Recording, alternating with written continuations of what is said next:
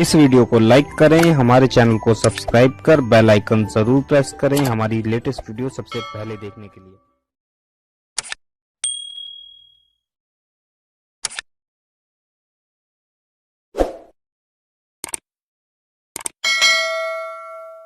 होता है तो सरकार गौसुल आजम दस्तगीर अपनी वालिदा से इजाजत लेकर जब बगदाद शरीफ आए तो बगदाद शरीफ आने के बाद आप सबसे पहले वहां पर एक बहुत बड़े बुजुर्ग थे जिनका नाम शेख अल हम्माद था। उनकी खानकाह में गए, रात का वक्त था। खादिम ने आकर जैसे इत्तला दी कि अब्दुल कादिर नाम का एक जवान गीलान से आया है, आपसे मिलना चाहता है। उम्र उसकी 17-18 साल कुछ लगती है। तो उस वक्त उस बुजुर्ग ने कहा, उससे कह दो कि आज रात नहीं मिलेंगे और सुबह मिलेंगे। यानी उस बुजुर्ग ने आपका इम्तिहान लिया कि ये कितना इस्तिकामत रखता है। देखो ये मेरे गौस की जवानी। बगदाद की ठंडी बड़ी कड़ाके की होती है क्योंकि दरियाए दजला है और दरिया का बहुत बड़ा असर है। बड़ी खतरनाक सर्दी होती है। वो सर्दी की बरकतों से हम भी मालामाल हुए हैं। ऐसी सर्दी के कंबल में पड़े रहने को जी चाहता है, इतनी ठंडी। और अब तो ऊंची ऊंची इमारतें बन गई है तो इतनी ठंडी है। जब छोटी छोटी झोपड़ियां और झोपड़े रहे होंगे तो कैसी सर्दी रही होगी। तो आप अपनी वालिदा ने जो चादर दी थी वो चादर ओढ़कर बैठ गए और अल्लाह रब्बुल इज्जत के जिक्र में मसरूफ हो गए। उस वक्त आपको शैतान ने भी जो है वो वरगलाना शुरू, और आप पर जब शैतान ने हमला किया तो आप पे गुस्ल की हाजत हो गई। आप उठे, सोचा कि मोमिन को नापाक रहना ज़ेबा नहीं। पहली रात बगदाद की, उठ करके दरियाए दजला पर गए और ठंडे ठंडे पानी से गुस्ल किए। फिर आए, फिर बैठे, नींद का गलबा हुआ, फिर गुस्ल फर्ज वाजिब हुआ, फिर उठ करके गए। इस तरह एक रात में आप पर 70 मरतबा गुस्ल वाजिब, और आपने उस रात में 70 मरतबा गुस्ल किया। ये आपका इम्तिहान था, ये आपकी आजमाइश। इसको बदअकीदे बड़ी चुस्कियां ले ले करके कहते हैं कि देखो इनकी किताब में लिखा है कि 70 मरतबा गुस्ल फर्ज हुआ। मैं कहता हूं तुझ पर या तेरे बाप पर इतनी बार गुस्ल फर्ज हो तो तुम मर जाए। ये भी मेरे गौस की करामत है कि 70 मरतबा गुस्ल फर्ज हो। एक बार होना तो ये हालत होती है, एक बार हो तो हालत ये होती है कि जिन पे वाजिब होता है वो जानते हैं, पूरा जिस्म निढाल हो जाता है।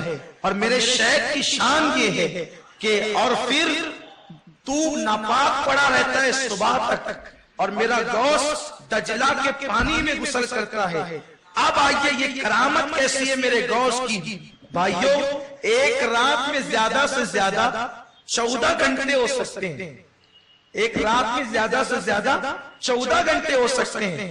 तो जाना दजला पर, नहाना, फिर आना, कम से कम 1 घंटा तो पकड़े, कम से कम 1 घंटा तो पकड़े, क्योंकि जाने को वक्त लगा, आने को वक्त लगा, नहाने को वक्त लगा। तो अगर इस तरह जोड़े तो 14 ही घंटे होते हैं, और 14 घंटे से बड़ी रात पकड़े तो 16 घंटे, 18 घंटे, इससे ज्यादा बड़ी रात तो हो नहीं सकती। तो आखिर वो रात भी अल्लाह ने कितनी बड़ी कर दी थी इम्तिहान के लिए कि 70 मरतबा आपने गुस्ल फरमाया। ये सारी कैफियत शेख हम्माद देख रहे थे, और फिर पता चला कि आने वाला कैसा हीरा है। तो फिर उन्होंने सुबह के वक्त अपनी खानकाह में इस्तकबाल किया, सीने से लगाया और खुद हाथ चूम कर कहते हैं, शहजादे माफ करना, मुझे इस इम्तिहान का हुक्म गैब की तरफ से हुआ था, वरना मुझ में कब साथी की तरह इम्तिहान लेता। सरकार गौसे पाक ने फिर पढ़ाई का आगाज किया, और आप तालीम शुरू करते हैं और पढ़ते हैं। पढ़ाई के दौर में गौसे पाक फरमाते हैं कि मैं जो है वो दरख्त की पत्तियां खाता, और मैं जो है अल्लाह अकबर, मदरसे के बच्चों का हाल ये था कि वो सेठों के दरवाजों पर जाते और अपना हिस्सा लेकर के आते और खाते। एक बार मैं भी गया सेठों के दरवाजों पर मदरसे के बच्चों के साथ। मेरे ज़मीर ने कहा, अब्दुल कादिर तू मांगेगा تو میں واپس آیا.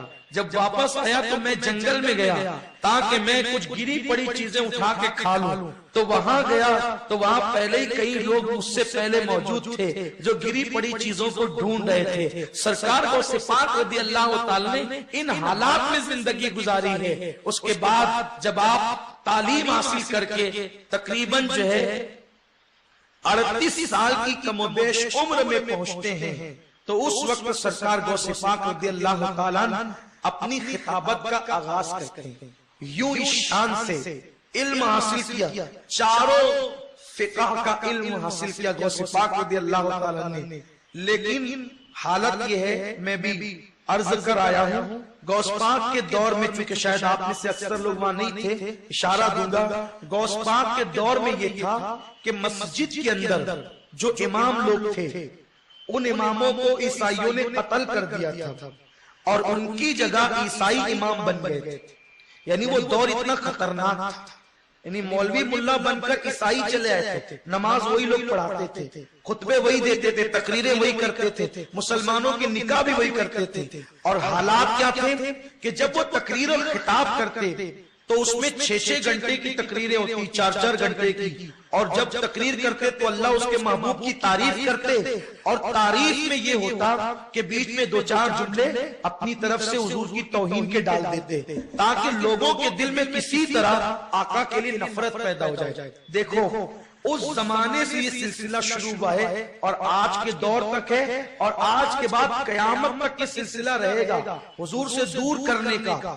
آپ لوگ کہتے ہیں فلاں مقرر صاحب آئے شہر میں, دیکھو کیسی تقریر کرتے ہیں. ہم نے سنی علماء سے بھی ایسی تقریر نہیں سنی جو فلاں صاحب سے سنتے ہیں.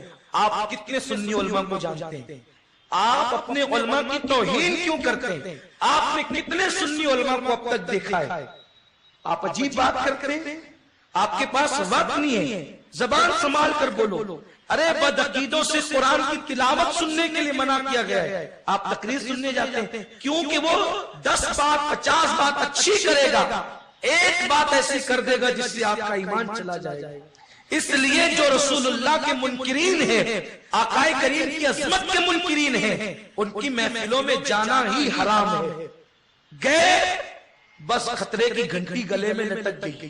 اس لیے کبھی بدعقیدوں کی محفل میں نہ جاؤ. 50 بات اچھی کرے گا, ایک بات کچھ نہ کچھ گھسیڑ دے گا.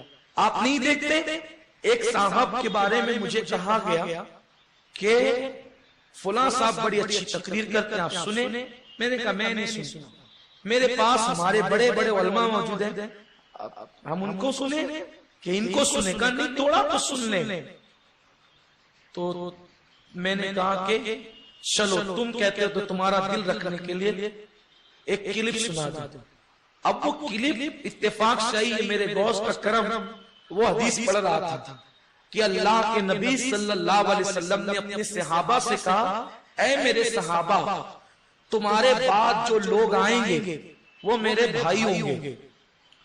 جو تمہارے بعد لوگ آئیں گے وہ میرے بھائی ہوں گے, اور وہ ایسے لوگ ہوں گے کہ میرے دیدار کو اتنا ترجیح دیں گے, اتنا ترجیح دیں گے کہ دنیا کی ساری نعمتیں دولتیں میرے دیدار کے سامنے ان کو ہیچ لگے گی. یعنی میرے مجھ سے اتنی محبت کریں گے. آقا کہتے ہیں کہ وہ میرے بھائی ہوں گے.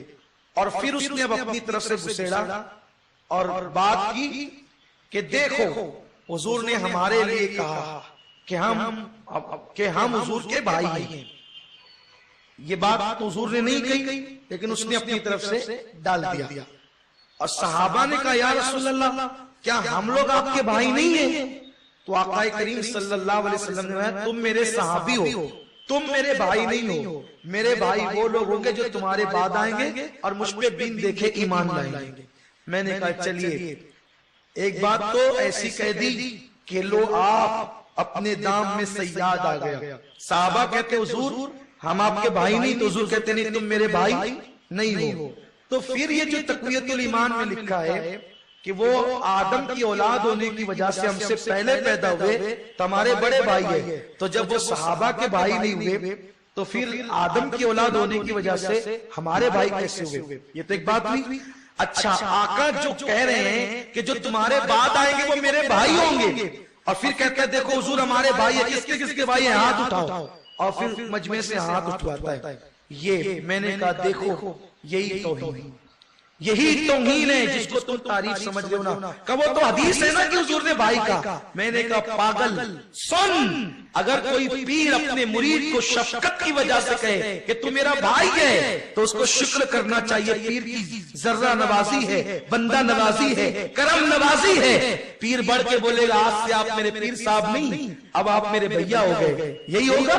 نہیں. ارے پیر نے بھائی کا، یہ اس کی کرم نوازی ہے، لیکن تم اس کو پلٹ کر بھائی نہیں کہہ سکتے. تو آقا نے ہمیں بھائی کہا، یہ ان کی کرم نوازی ہے. ہم پلٹ کر حضور کو بھائی، یہ حضور کی توہین ہے. تب اسے سمجھ میں آیا، اور اس صاحب کو اس نے جو ڈیلیٹ کیا ہے تو آج تک کے بفضل تعالیٰ پھر ان کی طرف نہیں گیا. تو اس لیے بد عقیدوں کی گفتگو نہیں سننی چاہیے. تو اس زمانے میں بھی ایسا ہی تھا. ایسے لوگ منبر لگاتے تھے اور اونچی اونچی تقریریں اڑان کے ساتھ کرتے تھے، اور ان کو عربی اتنی مضبوط آتی تھی کیونکہ انہوں نے عربی جو سیکھ رکھی تھی، عربی انتہائی مضبوط تھی ان کی، اور سلاست کے ساتھ وہ عربی بولتے تھے. تو ان کی عربی کی وجہ سے ان کو بڑا ناز تھا، ہمیں عربی آتی ہے. اور وہ اس میں فلسفے، منطق اور الاں اور فلاں خوب باتیں کرتے تھے. غوث پاک سوچتے تھے کہ میں عربی نہیں ہوں، میں تو عجم سے آیا ہوں، تو میں کیسے تقریر کروں گا، میں کیسے تقریر کروں گا. تو کیا ہوا، ایک دن غوث پاک نے خطاب کیا، اور آپ نے جب خطاب کیا تو آپ کے خطاب پر لوگوں نے نکتہ چینی کی. آپ نے سوچا اب میں تقریر نہیں کروں گا، اب میں خطاب نہیں کروں گا. اور آپ غمگین ہوئے، گھر گئے، سوئے. تو آپ کے خواب میں آقا تشریف لائے. فرمایا بیٹے عبد القادر تم تقریر کیوں نہیں کرتے، تم خطاب کیوں نہیں کرتے؟ اس کے نانا جان میں عجمی ہوں، یہ لوگ عربی ہیں، میں ان کے درمیان کیا تقریر کروں گا، میں نہیں کروں گا. تو آقا نے فرمایا نہیں تم کرو. تو اس کی حضور میں کیسے کروں گا؟ تو فرمایا کہ اپنا منہ کھول. غوث پاک کہتے ہیں کہ جب میں نے خواب دیکھا تو میرے خواب میں حضور بھی آئے تھے اور علی مرتضیٰ بھی آئے تھے. تو جب میں نے منہ کھولا تو آقا نے 7 مرتبہ میرے منہ میں اپنا لعاب ڈالا، اور پھر مولا علی سے کہا علی تم بھی ڈالو. تو علی مرتضیٰ نے 6 مرتبہ ڈالا. میں قربان اے مولا تیری عظمت پر، مولا تیری عظمت پہ قربان. کسی کے خواب میں بھی آ کر کے ادب سکھا جاتے ہو کہ حضور نے 7 مرتبہ ڈالا تو علی مرتضیٰ نے 7 کیوں نہیں ڈالا؟ تو علی بتا رہے 7 ڈالوں گا تو لوگ مجھے 7 سمجھنے لگیں گے. اگر 7 ڈالوں گا، اگر میں 7 ڈالوں گا تو لوگ مجھے 7 سمجھنے لگیں گے. تو علی نے 6 مرتبہ ڈال کر بتایا علی چچا کا بیٹا ہو کر بھی نبی کے برابر نہیں. 6 مرتبہ ڈالا تاکہ ایک کم میں پیچھے ہوں، ایک قدم پیچھے. تو یارو وہ علی ہو کر کے جب حضور کے پیچھے پیچھے چلتے ہیں تو آج کسی کو جو ہے وہ کیا حق پہنچتا ہے کہ حضور کے برابر کھڑے رہنے کا. اپنی طرح حضور کو کہنا مطلب اعلان نبوت کرنا ہے. نبوت کا در پردہ اعلان ہے. کیوں؟ اگر کوئی کہے کہ میں ٹیچر، تو یہ ٹیچر ہونے کا دعویٰ کیا نا، میں ٹیچر کی طرح تو ٹیچر ہونے کا دعویٰ کیا، میں وکیل کی طرح تو وکیل ہونے کا دعویٰ کیا، میں انجینئر کی طرح تو انجینئر ہونے کا دعویٰ کیا. تو کہتے ہیں میں نبی کی طرح یا نبی میری طرح. تو اس کا مطلب تم نے کہا کہ میں بھی نبی ہوں معاذ اللہ، تو تم نبوت کا دعویٰ کر رہے ہو، اور جو نبوت کا دعویٰ کرے وہ کافر ہو جاتا ہے.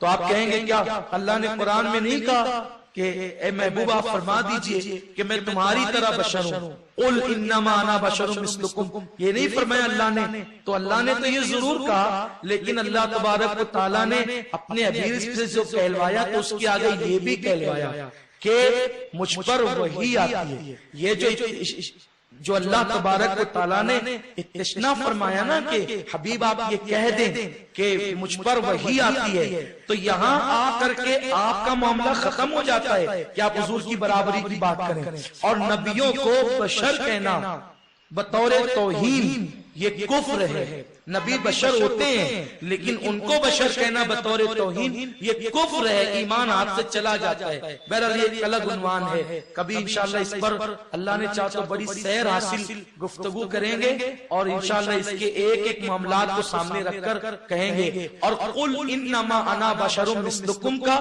حقیقی اور صحیح مفہوم کیا ہے انشاءاللہ وہ ایک دن آپ تک ضرور پتا چلے گا۔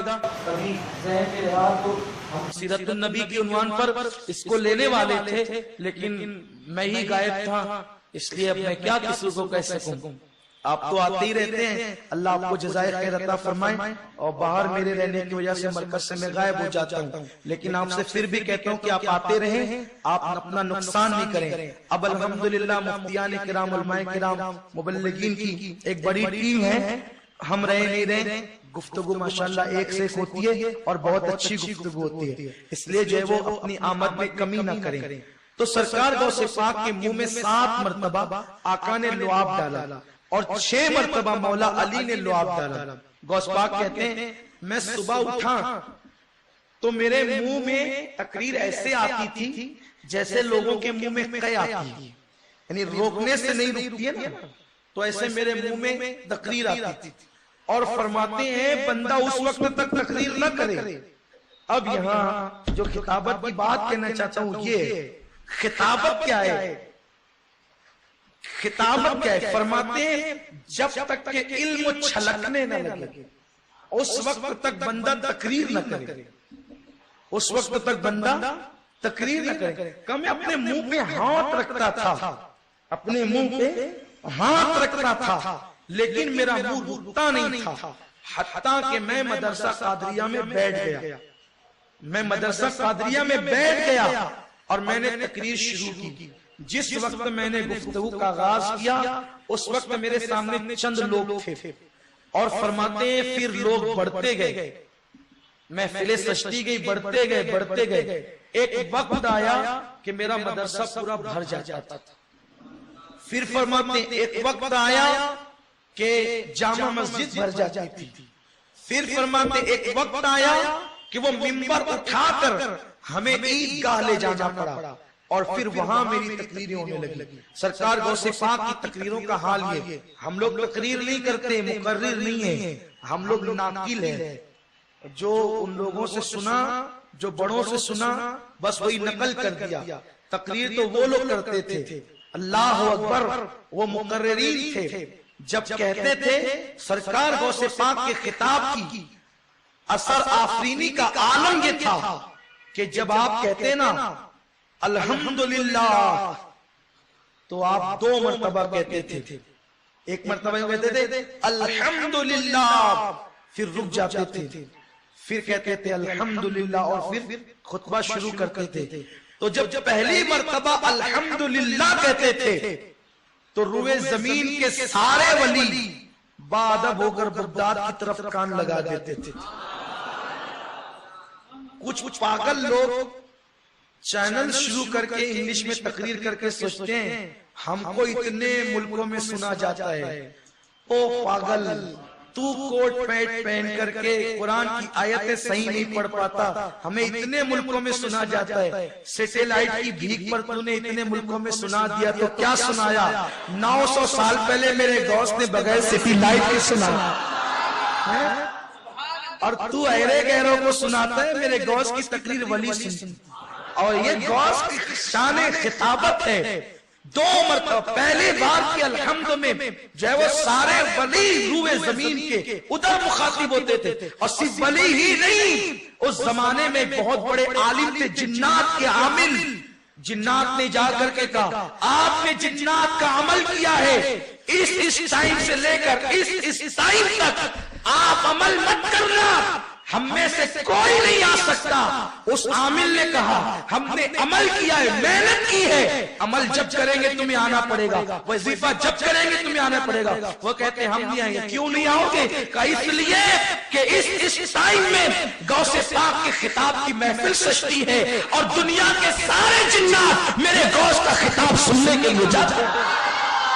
सरकार गौस पाक की एक एक महफिल में 70-70 हजार का मजमा होता था, 70-70 हजार लोग होते थे और 400-400 कलमकार होकर गौस पाक का खिताब लिखते थे।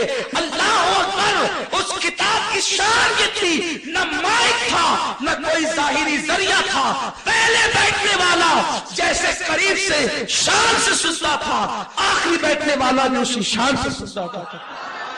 और जब आप तकरीर करते, ईसाई आते तो मुसलमान हो जाते, फासिक को फाजिर आते तो मुसलमान। ये तकरीरें होती हैं। हम तो तकरार करते हैं, नकल करते हैं। तकरीर वो है जो दिल बदल देती है, खिताब वो है जो जिंदगियों में इंकलाब पैदा कर देते हैं। खिताब वो है आने वाले की दिल की दुनिया को सजा देते हैं। काश अल्लाह हमें उनका खतरा अता कर दे तो हमारी बिगड़ी बन जाए। अल्लाह अकबर। महफिल में आकर जाहिर नहीं, औलिया उलमा बड़े बड़े लोग आते थे और कुछ लोग वो भी आते थे जो गौस पाक से अदावत रखते थे।